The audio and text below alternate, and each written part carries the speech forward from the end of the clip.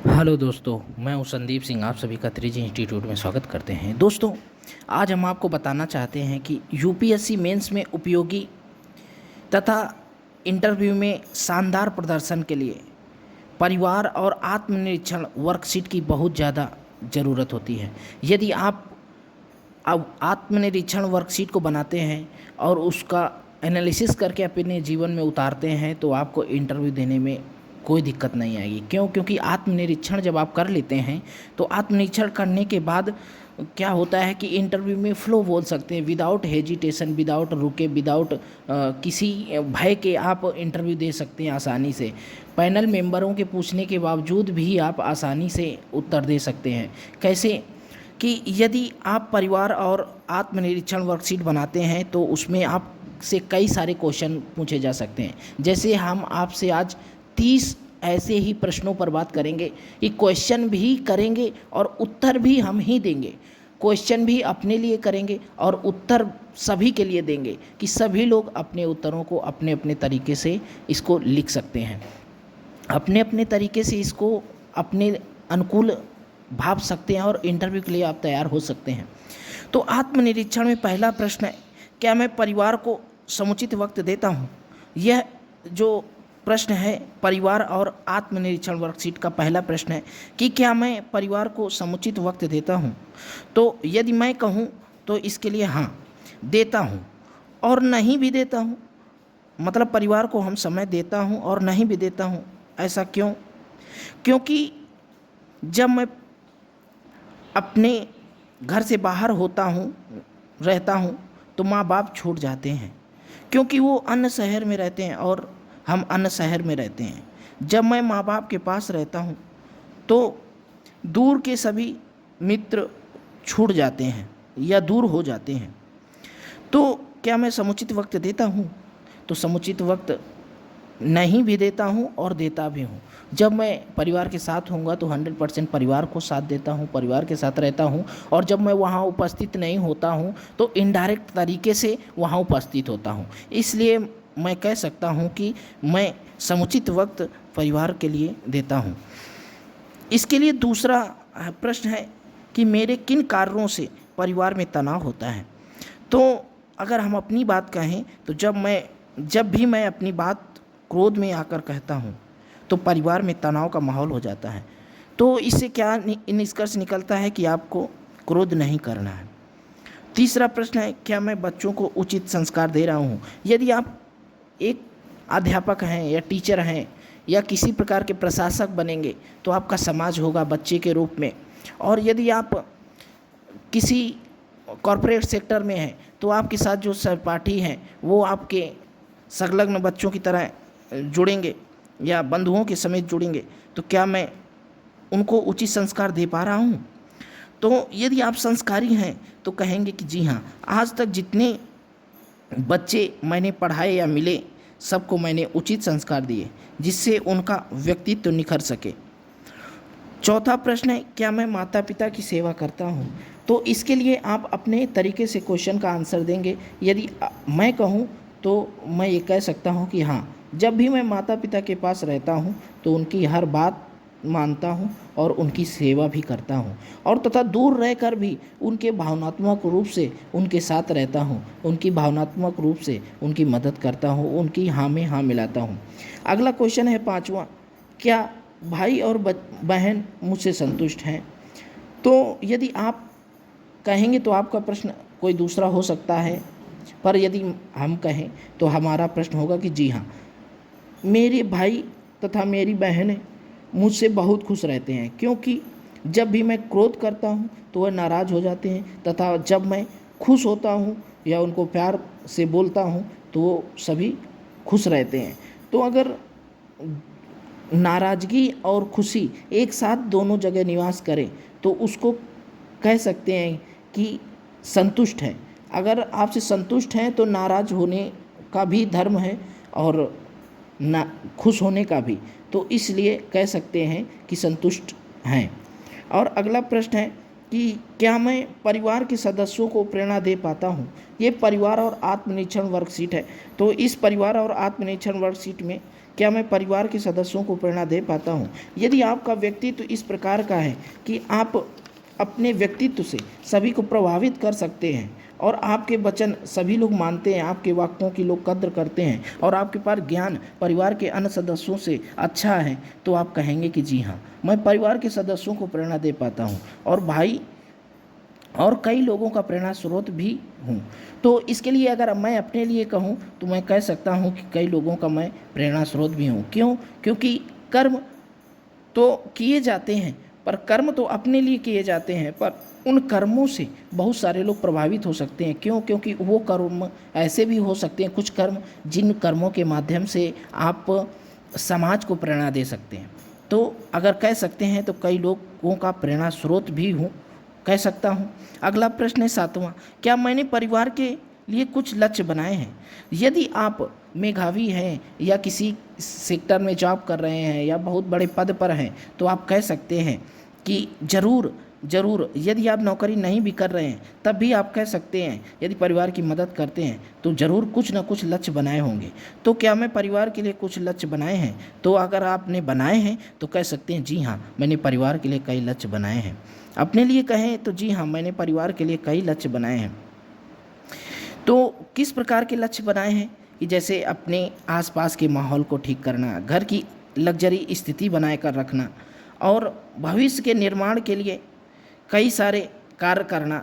यदि बच्चों की बात की जाए तो उनके लिए विश्वविद्यालय, कॉलेज या इंजीनियरिंग कॉलेज या छोटा सा इंटर कॉलेज आदि खोलने का लक्ष्य ले लेना या उनको पढ़ाने का लक्ष्य ले लेना या अपने आप को बढ़ाने का लक्ष्य ले लेना, परिवार के लिए कुछ आगे करने का लक्ष्य ले लेना। तो ये अगर हमसे कोई पूछे कि क्या मैंने परिवार के लिए कुछ लक्ष्य बनाए हैं, तो कहेंगे जी हाँ, मैंने परिवार के लिए कई लक्ष्य बनाए हैं। इसी प्रकार 8वां पॉइंट है, क्या परिवार के अन्य सदस्यों के लक्ष्यों से वाकिफ़ हो? क्या आप अपने परिवार के सदस्यों के लक्ष्यों से वाकिफ़ हैं? तो यदि आप घर के सदस्य हैं और अच्छे सदस्य हैं तो परिवार के कई सदस्य आपसे सलाह लेंगे और अपनी बात बताएंगे, तो परिवार के सदस्यों के लक्ष्यों से आप वाकिफ़ रहेंगे, उनसे तालमेल बैठाए रखेंगे। तो हम अपनी अगर बात करें तो हाँ, मैंने अपने छोटे भाई के लक्ष्यों से वाकिफ़ हूँ, क्योंकि उसके अपने जो लक्ष्य हैं उन लक्ष्यों को प्राप्ति में उसकी मदद करते हैं और मोरल सपोर्ट करते हैं। तो इस प्रकार कह सकते हैं कि हाँ, मैं अपने सदस्यों के लक्ष्यों से वाकिफ़ हूँ। अगला प्रश्न है, क्या मेरा कार्य अन्य लोगों द्वारा सराहा जाता है? यदि आप अच्छे श्रेष्ठ मानव के रूप में अपने आप को रखते हैं तो कह सकते हैं कि जी हाँ, मेरा कार्य कई लोगों द्वारा सराहा जाता है। मैं चाहता हूँ कि मैं ऐसा कार्य करूँ कि पूरा विश्व मुझे सराहना दे और मेरे जीवन से प्रेरणा ले। अगर आप ऐसे कर्म करेंगे तो पूरा विश्व ही नहीं, आपके सर्वप्रथम आपके परिवार के व्यक्ति आपको सराहें, फिर उसके बाद में आपके शहर, आपके सिटी, आपके गांव के लोग आपको सराहें, फिर उसके बाद में आपके भविष्य में आपके देश के लोग आपको सराहेंगे, फिर उसके बाद में विश्व के लोग आपको सराहेंगे। तो यदि हमसे कहा जाए कि क्या लोगों द्वारा सराहा जाता है आपका व्यक्तित्व, तो जी हाँ, मेरा कई कार्य लोगों द्वारा सराहे जाते हैं। मैं चाहता हूँ कि मैं ऐसा कार्य करूँ कि पूरा विश्व मुझे सराहे और मेरे जीवन से प्रेरणा ले। अगला प्रश्न है, क्या मेरी सही गति से तरक्की हो रही है या और तेज गति से होनी चाहिए थी? तो इस प्रकार के प्रश्न के लिए आपने अगर लक्ष्य बनाया होगा तो ज़रूर हो रही होगी। तो हम यदि अपने लिए कहें तो कह सकते हैं कि हो रही है, बल्कि और तेज गति से होनी चाहिए। जितनी गति से हो रही है उससे कई गुना तेज़ी से होनी चाहिए। तो इसके लिए लक्ष्य भी तेज होना चाहिए। अगला प्रश्न है 11, क्या मैं नई चीज़ें सीख कर नई क्षमताएं विकसित कर रहा हूँ? तो यदि आप हमेशा सीखने की इच्छा रखते हैं और अपनी क्षमताओं को बढ़ाने की इच्छा रखते हैं तो कह सकते हैं जी हाँ, मैं हमेशा कुछ नया सीखना चाहता हूँ और सीखता भी हूँ। तो इसके लिए अगर मैं कहूँ तो मैं कह सकता हूँ कि जी हाँ, मैं हमेशा कुछ नया सीखता हूँ और सीखता हूँ भी हूँ और सिखाता भी हूँ।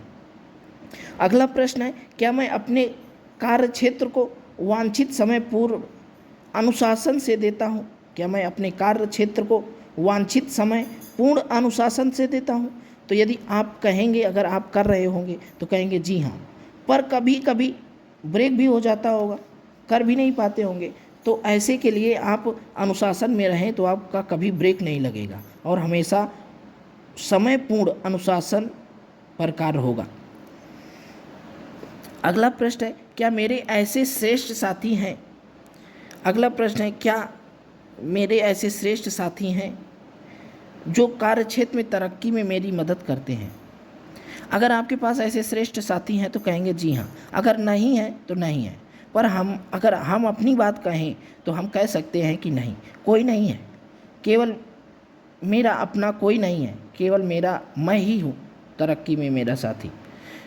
तो ऐसे प्रश्नों को आत्मनिरीक्षण वर्कशीट में रखें।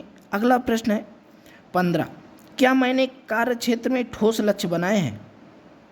तो कह सकते हैं, अगर बनाए हैं तो कह सकते हैं कि जी हाँ, मैंने अपने कार्य क्षेत्र में ठोस लक्ष्य बनाए हैं और उन ठोस लक्ष्यों पर कार्य भी हो रहा है।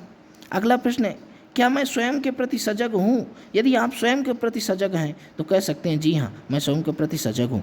अगर 17 प्रश्न है, क्या मैं सकारात्मक सोच कर खुश रहता हूँ?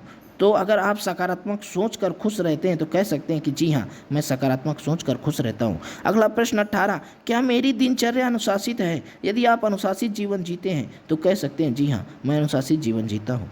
अगर प्रश्न नंबर 20वां है, क्या मैं अपनी हॉबी के लिए, अपनी इच्छा के लिए वक्त निकालता हूँ? यदि आप निकालते हैं तो कह सकते हैं जी हाँ, मैं क्रिकेट खेलना पसंद करता हूँ, उसके लिए वक्त भी निकालता हूँ। जैसे मैं अपने लिए कहूँ तो ये हमारे लिए वक्त निकलता है कि हॉबी के लिए क्या आप वक्त निकालते हैं? तो कहेंगे कि जी हाँ, मैं क्रिकेट के लिए खेलना पसंद करता हूँ, उसके लिए वक्त भी निकालता हूँ।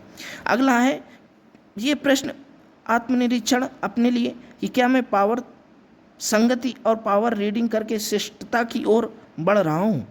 तो यदि आप बढ़ रहे हैं, यदि कर रहे हैं तो लिखिए, और हम करते हैं तो हम कहेंगे कि यस, पावर संगति नहीं होती बल्कि पावर रीडिंग हो जाती है कभी कभी। तो पावर संगति बहुत ज़रूरी है। पावर संगति सबके नसीब में नहीं होती, पर पावर थिंकिंग, पावर रीडिंग सब कोई कर सकता है। अगला प्रश्न है, क्या मैंने व्यक्तिगत जीवन के लिए ठोस लक्ष्य बनाए हैं?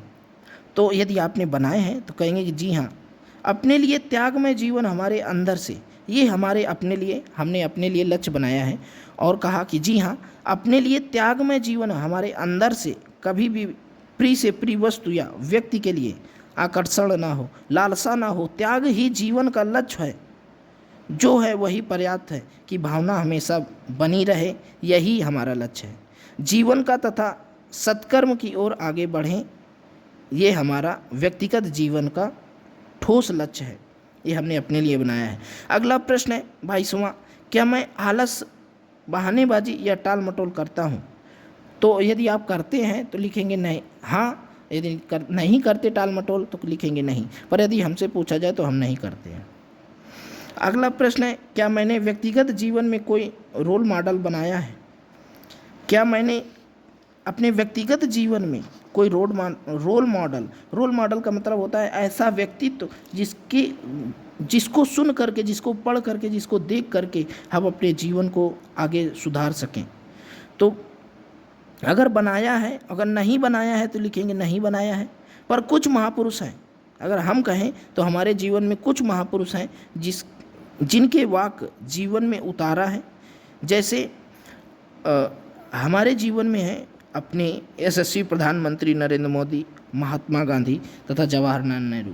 जवाहरलाल नेहरू की एक बात हमको याद आती है, वो अक्सर कहा करते थे कि कांटों की नोकों पर खिलना मेरे जीवन की शैली है, मेरी दिनचर्या पर्वत से लेकर जंगल तक में फैली है। ये जवाहरलाल नेहरू का वाक्य था। इसको हम हमेशा जीवन में उतारे हैं और इस पर कार्य करते हैं, सोचते रहते हैं, विचारते रहते हैं कि भले ही हमारा जीवन जंगल तक, पर्वत से लेकर जंगल तक में फैला है, पर उसका पथ भी नुकीला कांटों जैसा है। इसलिए कांटों की नोकों पर खिलना मेरे जीवन की शैली है, मेरी दिनचर्या पर्वत से लेकर जंगल तक में फैली है। अगला प्रश्न है 25वां, क्या मैं अन्य लोगों की मदद के लिए तत्पर रहता हूँ? तो यदि आप रहते हैं तो अपने लिए लिखेंगे जी हाँ, अगर मैं कहूँ तो मेरे लिए है जी हाँ, मैं हमेशा तत्पर रहता हूँ। प्रश्न 25वां है, क्या मैं किसी ऐसी संस्था का हिस्सा हूँ जो समाज सेवा का कार्य करती है? तो आत्मनिरीक्षण में यदि लिखा जाए तो मैं नहीं हूँ। मैं अपने लिए कहूँ तो मैं नहीं हूँ, पर मैं स्वयं समाज सेवी हूँ, स्वयं समाज की सेवा करता हूँ, इसलिए स्वयं समाज सेवी जरूर हूँ। अगला प्रश्न है 26, क्या मैं रक्तदान, मरणोपरांत नेत्रदान आदि किन्हीं ऐसी सेवा गतिविधि से जुड़ा हूँ? तो यदि आप ऐसी गतिविधि से जुड़े हैं तो लिखेंगे हाँ, नहीं जुड़े हैं तो नहीं। परंतु मैं यदि अपने लिए कहूँ तो हम कहेंगे कि मरणोपरांत रक्तदान जीवन से पहले तथा मरणोपरांत नेत्रदान आदि किन्हीं ऐसी सेवा में हम जुड़े हैं तथा अपना ये दान करेंगे, तो इसके लिए कहेंगे हाँ। प्रश्न 27वां है, क्या मेरी समाज में एक सकारात्मक और शक्तिशाली छवि है? तो यदि आपकी है तो लिखेंगे हाँ है। और यदि मेरे लिए कहा जाए तो हम कहेंगे जी हाँ, एक सकारात्मक और शक्तिशाली छवि है। प्रश्न 28वां है, क्या मैं अपनी कॉलोनी की आसपास की समस्याओं के लिए सजग हूँ? तो लिखेंगे, यदि आप हैं तो लिखेंगे जी हाँ। अगर हम अपने लिए कहें तो हम लिखेंगे कि जी हाँ, हम अपनी कॉलोनी के आसपास की समस्याओं के लिए सजग हैं। फिर प्रश्न नंबर है 29, क्या मैं शिक्षा, औषधि या अन्नदान आदि किसी परोपकार गतिविधि से जुड़ा हूँ? यदि आप हैं तो लिखेंगे हाँ। परंतु यदि हमसे कहा जाए कि आप अन्नदान आदि परोपकार गतिविधि से जुड़े हैं तो कहेंगे कि जी हाँ, हम ऐसी परोपकार गतिविधि से जुड़े रहते हैं, अन्नदान करते हैं, औषधि दान करते हैं तथा शिक्षा दान करते हैं तथा परोपकार की गतिविधि में हमेशा बढ़ चढ़ के भाग लेते हैं। अगला प्रश्न है 30वां, क्या मैं समाज में स्वयं के योगदान को लेकर के मेरा कोई सपना है? क्या मैं समाज में स्वयं के योगदान को लेकर के मेरा कोई सपना है? तो लिखेंगे कि जी हाँ, मैं शिक्षा को घर घर तक पहुंचाना चाहता हूं, सभी कमज़ोर बच्चे पढ़ सकें, ऐसा मेरा स्वयं से वादा है या स्वयं के लिए योगदान है, या समाज में स्वयं के योगदान को लेकर मेरा सपना है। तो इस प्रकार से आत्मनिरीक्षण के 30 प्रश्न आप लोग भी जीवन में बनाइए और करिए कि क्या मैं अपने परिवार तथा आत्मनिरीक्षण में ये जोड़ सकता हूँ या कर सकता हूँ। तो ये यूपीएससी के लिए इंटरव्यू के लिए या यूपीपीसीएस के इंटरव्यू के लिए बहुत ही उपयोगी होगा। इसके लिए आप लोग अपने लिए अच्छा और बुरा सोच करके आत्मनिरीक्षण वर्कशीट ज़रूर बनाएं। थैंक यू एंड धन्यवाद। जय हिंद, जय भारत।